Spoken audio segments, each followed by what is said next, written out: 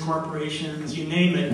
And then I needed to start by taking a hard look, not only taking a hard look at my own life, but actually seeing if I could make the corner, so to speak. And so that's what I did in 2008. I actually started on the winter solstice in 2007 and finished on the winter solstice in 2008, so that the year would be sort of marked by the seasonal changes, that there was a real sense of rooting this experiment within one circle of the Earth around the Sun, and within the seasons, the shift of seasons, here in this place, this particular place on Earth where I was born, where I've lived most of my life, where I love more than any other place, and yet I was finding, I was becoming aware that my sense of rootedness in my home place was really beginning to erode by that time, because I was involved in work all over North America, and when I took my carbon footprint, I was shocked to learn that in spite of my efforts in some parts of my life to rein in my use of energy, all of that jet travel had shot my carbon footprint to 2.5 times the national average. That was kind of my wake-up call. Yogi Berra once said, if you don't know where you're going, you'll end up someplace else. And in my experience, my understanding, the foundation of knowing where we're going is knowing where we are. And knowing where we are is really a continuous process of touching base, coming to our senses, coming to, in the context of whatever is going on in our lives right here and now. So, a big part of my motivation for this year was to come to, sort of come back to my senses here in the Pacific Northwest, and particularly the Puget Sound area.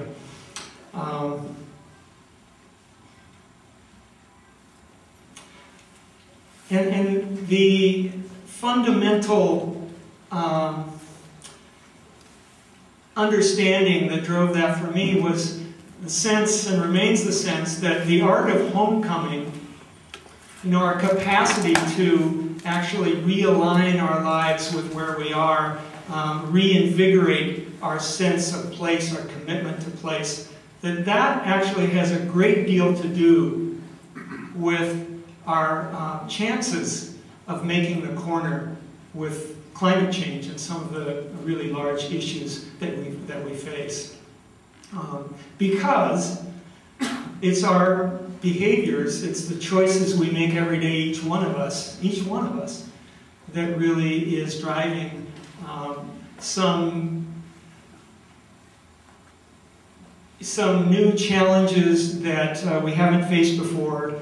And in order to begin to rectify, heal those really large challenges, I think it kind of comes down to the choices that we're making and the risks we're willing to take in realigning our choices with the realities that we face. So before I begin my reading, sort of in that spirit, of seizing homecoming as an art, and knowing that it's a Friday afternoon and we've all made an effort to get here, the buzz of the city is probably still in us, that we just take a few moments to actually settle into our chairs with some direct awareness that the art of homecoming begins really close to home, which means in our own bodies. So to take a few moments in whatever way is comfortable for you, to actually arrive in your chairs, to sense yourselves, the felt sense of your bodies, sitting in your chairs, whatever might be buzzing around in your bodies in this moment, and actually consciously let go of needing to be somewhere else for this next hour. And consciously letting whatever tension that you might be feeling in the moment drain down and out of your body, and really, as best you can, arrive here in this moment, here in this hall, here in this wonderful gathering of other good souls. And as we do that, or as you do that, to also sort of imagine where we are in the city, here in this really vibrant city that we all love, here on Capitol Hill, and then with circles going out in your own mind to include the hills around, the beautiful Salish Sea that is just down the hill from us, the mountains that are east and west of us that kind of hold us in this beautiful container. Wherever it is within the city or within these islands that you live, taking a moment to, in your own mind, express gratitude for having such a place to base your life and begin your life anew over and over again. And also, if you like, just for a moment, to imagine across time. So here we are in this place as it is right now. But not that long ago, this was all old-growth forest here, and every river, the Duwamish right down the hill, all of the rivers in Puget Sound were filled with salmon in the spring, summer, and fall.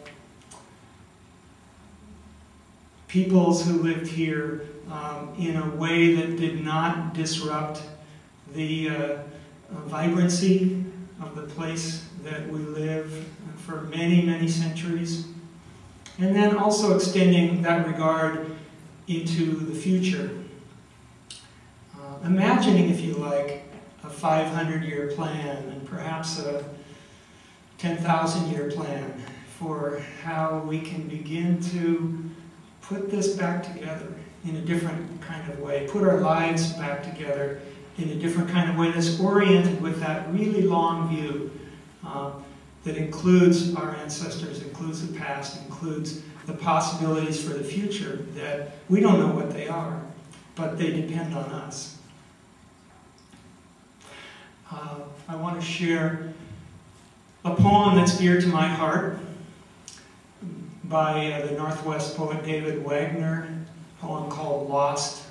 And in this poem, he imagines that he is a Northwest Coast native boy who has gone to his elder and asked his elder, "What do I do if I become lost in the forest?"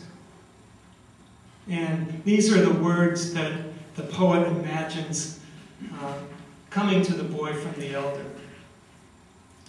"Stand still. The trees ahead and bushes beside you are not lost. Wherever you are is called here, and you must treat it as a powerful stranger. Must ask permission to know it and be known. The forest breathes. Listen. It answers. I have made this place around you. If you leave it, you may come back again, saying, here. No two trees are the same to raven. No two branches are the same to wren. If what a tree or a bush does is lost on you, you are surely lost.